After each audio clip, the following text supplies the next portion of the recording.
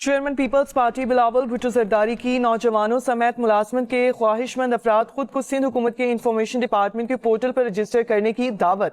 کراچی میں تقریب سے خطاب کہا کہ سندھ کے عوام کا مجھ سے سب سے بڑا مطالبہ روزگار کا رہا ہے۔ روزگار کا مطالبہ پورا کرنے کے لیے پیپلز پارٹی کردار ادا کرتی آ رہی ہے۔ کل سندھ اسمبلی کا اجلاس ہوا جہاں تمام جماعتوں نے پانی کی تقسیم اور کینالز پر واضح موقف لیا۔ ہم یہ آواز اسلام آباد میں پہنچاتے ہیں اور پہنچاتے رہیں گے۔ ہم مثبت سیاست پر یقین رکھتے ہیں۔ میرا خیال تھا کہ جعفر ایکسپریس پر حملے کو کلیئر کرنے میں وقت لگے گا۔ جس چابک دستی سے مسلح افواج نے جعفر ایکسپریس پر حملہ آوروں کا خاتمہ کیا قابل تعریف ہے۔ انشاءاللہ دہشت گردی کے خلاف جنگ میں کامیاب ہوں گے۔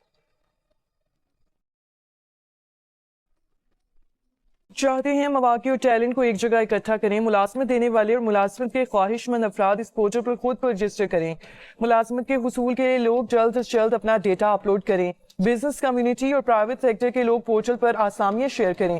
وزیر اعلیٰ سندھ مراد علی شاہ کا کراچی میں انفارمیشن ڈپارٹمنٹ سندھ کے پورٹل کی لانچنگ تقریب سے خطاب کہا کہ اس پورٹل کو استعمال کرتے ہوئے ہم سرکاری ملازمتیں دیں گے۔ گریڈ 1 سے 4 تک کے لیے لوگ براہ راست اس پورٹل پر اپلائی کر سکتے ہیں۔ پبلک سروس کمیشن کی ویب سائٹ کو بھی پورٹل سے لنک کریں گے۔ وزیر اطلاعات سندھ شرجیل انعام میمن نے کہا کہ ہم نے سندھ میں ملازمت کے خواہش مند لوگوں کے لیے پورٹل بنایا ہے۔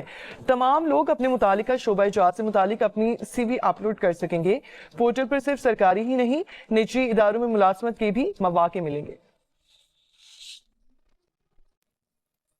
اسلام آباد ہائی کورٹ کا بانی پی ٹی آئی کو 2 بجے ویڈیو لنک پر پیش کرنے کا حکم۔ مشال یوسفزئی کو بانی پی ٹی آئی سے ملاقات سے روکنے کے خلاف کیس میں جسٹس سردار اعجاز اسحاق نے سپرنٹینڈنٹ جیل سے مکالمہ کرتے ہوئے کہا آپ نے مذاق بنایا ہوا ہے۔ اگر 2 بجے بانی پی ٹی آئی کو ویڈیو لنک پر پیش نہ کیا گیا تو 3 بجے ذاتی حیثیت میں پیش کریں گے۔